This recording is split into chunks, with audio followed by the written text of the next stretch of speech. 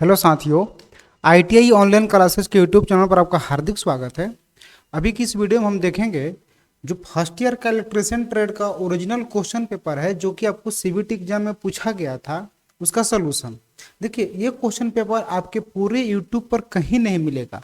जो भी लोग आपको सलूशन करा रहे हैं वो एक पीडीएफ से लेकर मतलब जो भारत सरकार का वेबसाइट से उठाकर आपको सोल्यूशन करा रहे हैं, लेकिन हम जो आपको क्वेश्चन देने वाले हैं ये आपको 110% ओरिजिनल क्वेश्चन रहेगा। 110% ओरिजिनल, ये आपको ओरिजिनल क्वेश्चन मिलेंगे जो कि आपके एग्जाम में पूछा हुआ रहेगा। जैसे देखिए, एक लड़का का हम निकाले हुए हैं जिसका रोल नंबर हम मिटा दिए हैं, उसका रजिस्ट्रेशन नंबर मिटा दिए और नाम मिटा दिए हैं, बाकी सब चीज़ है। जैसे कि एग्जाम डेट का था तो 30 अगस्त 2022 का। टाइम क्या था तो 12:15 से 14:15। पोस्ट नेम यानी कि इलेक्ट्रीशियन का था, फर्स्ट ईयर की सेकेंड ईयर, तो ये फर्स्ट ईयर का था। अच्छा, यहाँ पर उसका फोटो था। ये एकदम ओरिजिनल क्वेश्चन है, 110% ओरिजिनल। तो आप इस चीज को अच्छे से पढ़िए ताकि जो भी क्वेश्चन आता है ना, ये यहीं से आता है, रिपीट क्वेश्चन ही देता है। ये आपको क्वेश्चन बैंक से ही क्वेश्चन आएगा, तो यही ना क्वेश्चन बैंक हुआ। वो तो आपको भारत सरकार के जो वेबसाइट पे है वो तो पीडीएफ है, लेकिन ओरिजिनल क्वेश्चन बैंक तो ये हुआ। क्वेश्चन बैंक का मतलब ये ना होता है कि जो पीछे पूछा हुआ है क्वेश्चन, तो ये जो हम आपको करा रहे हैं ये पीछे एकदम पूछा हुआ क्वेश्चन है। ठीक है, तो चलिए चलते हैं क्वेश्चन की तरफ। उससे पहले यदि आप इस चैनल पर नए हैं तो चैनल को सब्सक्राइब करके बेल आइकन को ऑन कर लीजिए ताकि जो भी नोटिफिकेशन रहेगा आपको सबसे पहले आपको मिलेगा। इस चैनल पर आपको स्टडी मटेरियल और नोटिफिकेशन यानी कि आईटीआई में क्या हो रहा है, क्या चल रहा है, क्या नहीं चल रहा है, कहाँ कैंपस प्लेसमेंट है, कहाँ जॉब है, ये सब जानकारी इस चैनल पर आपको दिया जाएगा। ठीक, इसीलिए आप इस चैनल के साथ जुड़ जाइए। चलिए चलते हैं क्वेश्चन की तरफ। जैसे फर्स्ट क्वेश्चन है आपका कि एक खुले सर्किट में प्रतिरोध का मान क्या होगा। खुले सर्किट में प्रतिरोध का मान बाबू अनंत होता है, याद रखिएगा। खुले सर्किट में प्रतिरोध का मान क्या होता है, अनंत होता है। 2 नंबर क्वेश्चन ये है कि चालक के प्रतिरोध के व्युत्क्रम अनुपाती क्या होता है। चालक के प्रतिरोध के व्युत्क्रमानुपाती क्या होता है, तो अनुप्रस्थ काट का क्षेत्रफल होता है, याद रख लीजिएगा। चालक के प्रतिरोध के व्युत्क्रमानुपाती अनुप्रस्थ काट का क्षेत्रफल होता है। नेक्स्ट क्वेश्चन 3 नंबर क्या है। 3 नंबर पूछ रहा है कि इस फाइल का नाम क्या है, इस रेती का नाम क्या है। ये जो आपको रेती दिख रहा है, इस रेती का क्या नाम है। 3 नंबर में आपको यही पूछा है। तो चलिए देखते हैं इस रेती का नाम क्या है। ऑप्शन की तरफ चलते हैं, ऑप्शन से तो पता चल जाएगा ना। देखिए, जैसे वक्राकार रहती आप देखे होंगे कि ये कुछ इस प्रकार से होता है, यानी कि ई वकार का होता है। ये वक्राकार रहती, तो ये वक्राकार रहती है नहीं। अच्छा, एकल कट रहती, ये देखिए आप ध्यान से देखिए, इस पे देखिए बिंदु बिंदु डाला हुआ है, ये बिंदु बिंदु जैसा है। लेकिन एकल कट रहती जो होता है ये कुछ इस प्रकार से होता है। ये सिर्फ सिंगल ऐसे ऐसे कटा रहता है, ये सिर्फ सिंगल ऐसे ऐसे कटा रहता है। तो एकल तो हुआ नहीं, एकल भी नहीं हुआ। अच्छा, रास पे कट रहती, यही जो बिंदु बिंदु रहता ना, ये रास पे कट रहती कहलाती है, रास पे कट रहती। अच्छा, हम ऑप्शन नंबर 4 की बात करें तो दोहरी यानी कि डबल कट फाइल। देखिए, डबल कट में ना यही चीज वह है, बस इसको ऐसे 2 बार कट कर दिया जाता है, ये 2 बार कट हो जाता है, यही आपका दोहरी हो गया।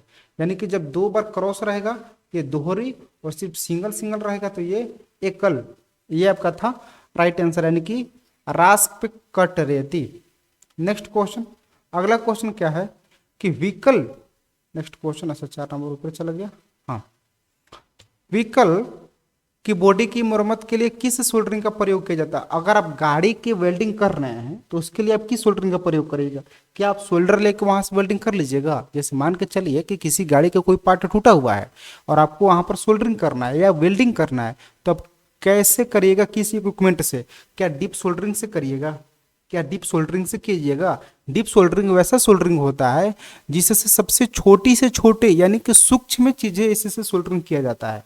डीप सोल्डरिंग से सबसे सूक्ष्म चीजें सोल्डरिंग किया जाता है। तो डीप सोल्डरिंग से तो होगा नहीं। Soldering with soldering iron, soldering iron से तो होगा नहीं। सोल्डरिंग आयरन से आप व्हीकल का पार्ट कोई भी सोल्डरिंग नहीं कर सकते हैं। उसके लिए आपको ज्वाला के साथ सोल्डरिंग चाहिए, ज्वाला के साथ। जो आप देखे होंगे दुकान पे गैस वेल्डिंग वगैरह हुआ या जो वेल्डिंग करते हैं वो ज्वाला एक देता है, ज्वाला देता है। उसके मदद से आप किसी भी व्हीकल की बॉडी की मरम्मत कर सकते हैं। आप सोल्डरिंग लेकर आप किसी व्हीकल के बॉडी की मरम्मत नहीं कर सकते हैं, आप उसका मरम्मत नहीं कर सकते हैं। तो बॉडी की मरम्मत करने के लिए किसका प्रयोग किया जाता है? ज्वाला के साथ सोल्डरिंग का। Next question, question number 5। Question number 5 है कि बिजली की मात्रा, अच्छा बिजली की मात्रा क्या कहलाता है? बिजली की मात्रा ये होता है आवेश। बिजली की मात्रा आवेश, ठीक है। आवेश, आवेश यानी कि बिजली की मात्रा की जगह हम आवेश कर लेंगे। आवेश के लिए इकाई क्या है? तो आवेश के लिए इकाई कूलाम है। आपको बहुत भली भांति पता है ये आवेश के लिए कूलाम। महो किसका होता है? चालकत्व का होता है। चालकत्व,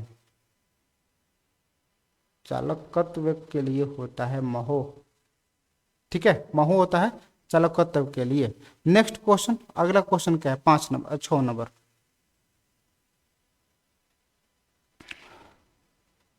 हाँ, क्वेश्चन नंबर 6 पर चलते हैं। कौन सा परीक्षण यूजी केबल में दोष को पता लगाता है? Break down voltage test. Break down voltage test से आप केबल का परीक्षण नहीं लगा सकते हैं, ठीक है। ये इसको आप लूप टेस्ट के मदद से लगा सकते हैं। केबल के जो भी केबल है उसमें दोष अगर है तो केबल के दोष को दूर करने के लिए आप लूप टेस्ट का प्रयोग करते हैं। केबल का दोष को दूर करने के लिए आप लूप टेस्ट का प्रयोग करते हैं। इसको भली भांति याद रखिएगा, ठीक है। नेक्स्ट क्वेश्चन, अगला क्वेश्चन क्या है? उपकरणों के लिए, उपकरण कोई भी उपकरण हो, जैसे मान के चलिए कि टीवी, ये एक उपकरण है। उपकरण के लिए एसी आपूर्ति, ठीक है, एसी आपूर्ति जो होता है अल्टरनेट करंट प्रणाली में उदासीन पथ, उदासीन पथ मतलब कि न्यूट्रल, उदासीन पथ मतलब न्यूट्रल, उदासीन पथ मतलब क्या होता है? न्यूट्रल। ये आपका होता है न्यूट्रल। न्यूट्रल पथ का कार्य क्या है? अच्छा, कोई भी इक्विपमेंट है उसमें अगर आप न्यूट्रल दिया जाता है तो उसका काम क्या है, वो क्यों दिया जाता है? थोड़ा सा हमको बताइए तो। आखिर कोई भी इक्विपमेंट जो चलता है उसमें हम न्यूट्रल देते हैं, लेकिन न्यूट्रल क्यों देते हैं? बात आती है ना, न्यूट्रल क्यों देते हैं? न्यूट्रल देने की जरूरत क्या पड़ती है? तो न्यूट्रल देने की जरूरत इसलिए पड़ती है, देखिए कोई भी इक्विपमेंट है जब इसमें आप फेज डालिएगा, कोई भी इक्विपमेंट है जब इसमें आप फेज डालिएगा तो फेज डालने के लिए तो जगह होती है, जैसे कि हम डालिएगा फेज, ठीक है, इसमें फेज डाले तो फेज डालने के लिए तो जगह हुआ, लेकिन निकलने के लिए भी तो एक जगह होना चाहिए। यहाँ से निकलने के लिए भी तो एक जगह होना चाहिए। तो जो एंट्री का काम करता है, जो एंट्री का काम करता है ये फेज करता है, यानी कि इस इक्विपमेंट में प्रवेश करने का कार्य फेज करता है, ठीक है। तो पूछ रहा है कि हमको उदासीन यानी कि न्यूट्रल का कार्य क्या है? तो ये इसमें प्रवेश कर रहा है तो न्यूट्रल का करेगा, यहाँ से निकलेगा। ये प्रवेश कर रहा है तो ये निकलेगा, तो प्रवेश करने के लिए फेज और निकलने के लिए न्यूट्रल। तो पूछ रहा है कि न्यूट्रल का कार्य क्या है? तो न्यूट्रल कार्य है इसमें से निकलना, यानी कि धारा को वापसी करना। धारा इनपुट करना तो फेज का काम है, धारा निकलना न्यूट्रल का काम है। तो धारा का वापसी करना, वापसी पथ प्रदान करता है, वापसी पथ प्रदान करता है, यानी कि बी होगा। इसका राइट आंसर क्या होगा? बी होगा, याद रखिएगा। नेक्स्ट क्वेश्चन की तरफ चलते हैं। क्वेश्चन नंबर 8, ये है 8। ऊर्जा मीटर में एल्युमिनियम डिस्क में 2 सीधे छेद क्यों प्रदान किए जाते हैं? क्रिपिंग त्रुटि को रोकने के लिए, याद रख लीजिएगा। ऊर्जा मीटर में एल्युमिनियम डिस्क में दो सीधे छेद दिए जाते हैं, वो क्रिपिंग त्रुटि को रोकने के लिए किए जाते हैं, ठीक है। नेक्स्ट क्वेश्चन, कंसील्ड वायरिंग का फायदा क्या है? नमी से सुरक्षा। कंसील्ड वायरिंग का सबसे बढ़िया फायदा होता है ना नमी से सुरक्षा। कंसील्ड वायरिंग आप करिएगा तो नमी से सुरक्षा होगा, उसमें नमी का प्रवेश नहीं होगा, ठीक है। इलेक्ट्रोलिसिस के दौरान कौन सा भाग इलेक्ट्रॉन खो रहा है? देखिए एनोड जो होता है, एनोड ये इलेक्ट्रॉन खोता है मतलब कि त्यागता है, और कैथोड ग्रहण करता है। तो खोने की बात कर रहा है तो कौन खोता है? एनोड। तो एनोड इसका राइट आंसर हो जाएगा। अगर यहाँ पर त्यागने की बात करता तो कौन होता? कैथोड। कैथोड पर त्याग करता। नेक्स्ट क्वेश्चन 11 नंबर, संक्रमण के कारण कौन सा व्यवसायिक स्वास्थ्य जोखिम होता है? अगर आपको किसी चीज से संक्रमण हो गया तो आपका कौन सा पार्ट जो है ना ये आपको डैमेज करेगा? क्या मानसिक नुकसान होगा? अच्छा, आप संक्रमण होगा तो उससे आपका मानसिक नुकसान नहीं ना होगा, दिमाग को कोई ठीक है असर पड़ेगा, लेकिन सिर्फ दिमाग में असर नहीं पड़ेगा। लेकिन यहाँ पर कह रहा है कि मानसिक नुकसान, क्या आप मानसिक नुकसान होगा? जी नहीं, मानसिक नुकसान नहीं होगा, नहीं होंगे। हम जैविक नुकसान होंगे, बायोलॉजिकल मतलब कि हैजार्ड होंगे। जैविक मतलब कि पूरे अच्छे तरह से हम नुकसान हो जाएंगे, पूरा बायोलॉजिकल हम लोग हट होंगे। ठीक है, यानी कि 11 क्वेश्चन का राइट आंसर बी होगा। 12, एक एकीकृत उपकरण कौन सा है? ऊर्जा मीटर जो है ना ये एकीकृत उपकरण है, याद रखिएगा। एकीकृत उपकरण कौन सा है? ऊर्जा मीटर, इसको ध्यान से याद रखिएगा। नेक्स्ट क्वेश्चन, बैटरी की क्षमता कैसे बताई जाती है? देखिए, बैटरी की क्षमता अगर मापना हो तो वो एम्पियर घंटा मापा जाता है। इसको याद कर लीजिएगा कि बैटरी की क्षमता अगर आपको मापना है तो बैटरी की क्षमता मापने के लिए एम्पियर घंटा का प्रयोग किया जाता है। तो अगर उसकी क्षमता बताना होगा तो किसका प्रयोग करिएगा? एम्पियर घंटा। एम्पियर घंटा का प्रयोग आपको करना है। कौन से प्लायर का उपयोग तार के हुक और लूप बनाने में होता है? कौन से प्लायर का उपयोग तार के हुक और लूप बनाने में होता है? Round nose plier, round nose plier. ठीक है, next question, lead acid battery में इलेक्ट्रोलाइट के विशिष्ट गुरुत्व कौन मापता है? लेड एसिड बैटरी में, लेड एसिड है उस बैटरी में, इलेक्ट्रोलाइट के विशिष्ट गुरुत्व कौन मापता है? तो हाइड्रोमीटर मापता है। कौन मापता है? हाइड्रोमीटर। नेक्स्ट, ये दो फिगर है, ये इंग्लिश मीडियम के लिए है, मतलब जो कि इंग्लिश में लिखा हुआ है, आप यहां से देख सकते हैं। एक मिनट, लिखा है ना, name of what is the name of the safety sign, तो ये इंग्लिश के लिए है। और सेम फिगर सेम चीज यहाँ पर आपको हिंदी में दिया जाएगा। यहाँ पर आपको हिंदी में, इस सुरक्षा चिन्ह का नाम क्या है? ये सुरक्षा चिन्ह। देखिए, सुरक्षा चिन्ह बहुत इंपॉर्टेंट है, इसके बारे में थोड़ा सा हम लोग ध्यान से समझेंगे। एक होता है सूचनात्मक चिन्ह। सूचनात्मक चिन्ह वैसा चिन्ह होता है जो आपको सूचना प्रदान करता हो। जैसे कि आप रोड पे चलते हैं तो आप कहीं ना कहीं किसी इस प्रकार से देखे होंगे, हम आपको थोड़ा सा बनाने की कोशिश कर रहे हैं कि आप देखे होंगे। क्या देखे होंगे?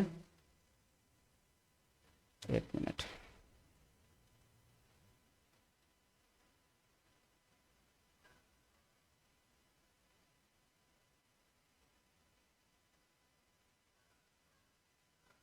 यहाँ से इस प्रकार से कुछ आपको देखने को मिला होगा, थोड़ा सा बढ़िया होगा वो, इस प्रकार से, मतलब प्लस टाइप का, प्लस टाइप, प्लस जैसा, प्लस का साइन जैसा एक आपको चीज मिला होगा। कहीं भी रोड पर जाते होंगे तो अच्छा, इसका मतलब क्या होता है? इसका मतलब ये होता है कि ये आपको सूचना कर रहा है कि यहाँ पर कहीं ना कहीं हॉस्पिटल है। ये हॉस्पिटल का साइन है, यहाँ पर हॉस्पिटल है, यानी कि डॉक्टर हैं। तो ये आपको सूचना कर रहा है, सूचनात्मक है, ये सूचना कर रहा है। कहीं कहीं देखे होंगे कि पेट्रोल पंप का साइन बनाया रहेगा और तीर के चिन्ह डाला रहेगा, और लिख देगा कि 1 किलोमीटर, 1 किलोमीटर, यानी कि यहाँ से 1 किलोमीटर की दूरी पर एक पेट्रोल पंप है। तो ये आपको सूचना कर रहा है, ये सूचनात्मक है। आवश्यक चिन्ह वैसा चिन्ह होता है जो आपको, आपके लिए आवश्यक है, आपको करना ही करना है, आपको करना ही करना है कि एक ये आवश्यक है। तो ये कौन सी होती है? ये देखिए, जैसे कि आप कहीं काम करते हैं तो कंपनी में अगर काम करते हैं तो आपको बताया जाता है कि आप कंपनी में जब काम कर रहे हैं तो आप हेलमेट लगा कर रहिए, हेलमेट पहन कर रहिए, क्योंकि ये एक सेफ्टी साइन है। तो हेलमेट जो आवश्यक चीज है, बिना हेलमेट का आप काम नहीं कर सकते हैं। उसी प्रकार से कोई भी काम कर रहे हैं तो ग्लव्स होना चाहिए, बिना ग्लव्स का कोई भी काम नहीं कर सकते हैं। जो वैसा काम जो ग्लव्स के बिना होने वाला हो, मतलब कि बिना ग्लव्स के नहीं होने वाला हो, तो उसके लिए आपको आवश्यक चिन्ह, यानी कि यही है जो आवश्यक चिन्ह है। ठीक है, अच्छा नेक्स्ट क्या है इसमें? इसी में ऑप्शन नंबर 4, निषेधक। निषेधक मतलब कि वैसा साइन जो आपको डायरेक्ट मना करता हो कि आपको ये नहीं करना है। जैसे कि आप पेट्रोल पंप पे जाते हैं तो सिगरेट का सिंबल बना के उसको काटा हुआ रहता है, इसका मतलब कि यहाँ पर सिगरेट नहीं पीना है, सिगरेट पीना मना है। अच्छा, मोबाइल का साइन, जैसे कि कॉलिंग से बात करते समय का चित्र बनाकर उसको काटा जाता है, यानी कि यहाँ पर आपको बात नहीं करना है। ठीक है, तो अब तो बोलिएगा सर हम लिख भी तो सकते हैं कि यहाँ पर सिगरेट पीना मना है, यहाँ पर मोबाइल से बात करना मना है, हम लिख भी तो सकते हैं। तो हाँ ठीक है, आप लिख सकते हैं, लेकिन उसका क्या होगा? जो हिंदी नहीं जानता होगा, आप तो हिंदी में लिखिएगा, तो उसका क्या होगा जो हिंदी नहीं जानता होगा। जैसे कि आप चेन्नई वगैरह में चले जाइए तो वहाँ पर बहुत कम लोग हिंदी जानते हैं, ठीक है। साउथ में चले जाइए तो बहुत कम लोग हिंदी जानते हैं। तो हिंदी वहाँ के लिए तो हिंदी ठीक है, हम समझ रहे हैं, लेकिन वो लोग नहीं ना समझ पाएंगे। तो उसके लिए साइन की जरूरत होता है, ठीक है, चिन्ह का जरूरत होता है, ताकि वहाँ पर चिन्ह देख के उनको पता चल जाए कि नहीं ये किस चीज़ का चिन्ह है। नेक्स्ट 17 नंबर, इस ड्रिल बीट का नाम क्या है?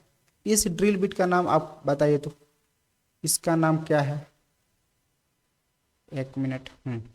ये है टेम्पर सेक बीट, टेम्पर सेक बीट, इस ड्रिल का नाम है टेम्पर सेक बीट। नेक्स्ट क्वेश्चन 18 नंबर, इस सामग्री प्रतीक का क्या नाम है? तो ये है बहुस्थित एकल ध्रुवीच, बहुस्थित एकल ध्रुवीच। नेक्स्ट क्वेश्चन 19, रिलेक्टेंस, रिलेक्टेंस की इकाई क्या होता है? एम्पियर टर्न पर वेबर, एम्पियर टर्न पर वेबर होता है रिलेक्टेंस की इकाई। नेक्स्ट क्वेश्चन क्या है? 20 नंबर, हाँ, इस सचेतक चिन्ह का नाम क्या है? इसका नाम क्या है? आप देखे हैं, थोड़ा सा आप देखिए, ये आप कहीं देखे होंगे कि रोड पर ये पट्टी व्हाइट कलर का पट्टी बनाया हो रहता है, यानी कि इसको हम लोग बोलते हैं जेब्रा क्रॉसिंग। तो जेब्रा क्रॉसिंग क्यों बना रहता है? जेब्रा क्रॉसिंग इसलिए बना रहता है कि आपको रोड के इस साइड से उस साइड जाना है तो आप जेब्रा क्रॉसिंग के माध्यम से जाइए, ना कि आप जहे मन तहे से नहीं जा सकते हैं। आप जाते हैं लेकिन वो नियम का विरुद्ध होता है। नियम का एग्जैक्ट नियम यही है कि आपको जेब्रा पर ही आपको क्रॉस करना है। तो पैदल क्रॉसिंग है, इसको जेब्रा क्रॉसिंग नाम है, लेकिन पैदल क्रॉसिंग, पैदल क्रॉसिंग ये है। तो बस अभी की इस वीडियो में 20 क्वेश्चन ही रहेगा। टोटल थ्योरी में आपका लगभग 38 क्वेश्चन है। तो अगला जो पार्ट होगा, नेक्स्ट पार्ट में थ्योरी हम टोटल खत्म कर लेंगे।